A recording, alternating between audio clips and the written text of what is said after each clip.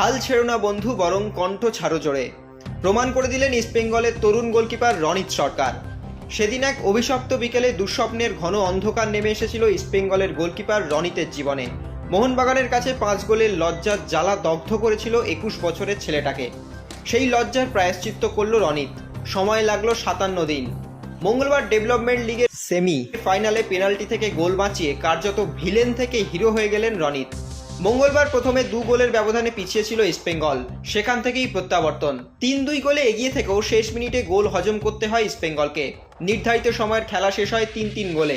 Match গড়ায় penalty শুটআউটে।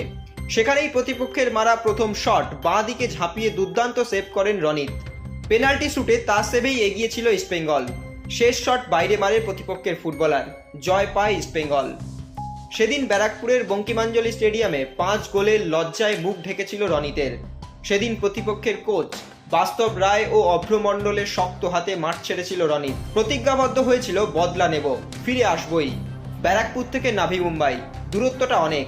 সেদিন বাস্তব রায় ও অভ্র মণ্ডলের হাত ধরে যে প্রতিজ্ঞা নিয়েছিল রনিত, সেটাই লাল হলুদ জার্সিতে প্রমাণ করলেন 21 বছরের ছেলেটি।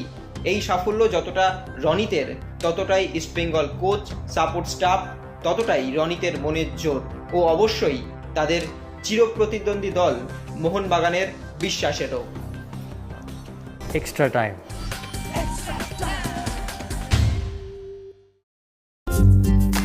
লেটেস্ট নিউজ আর এক্সক্লুসিভ ভিডিওর সঙ্গে আপডেট থাকতে এখনই সাবস্ক্রাইব করুন আমাদের ইউটিউব চ্যানেল।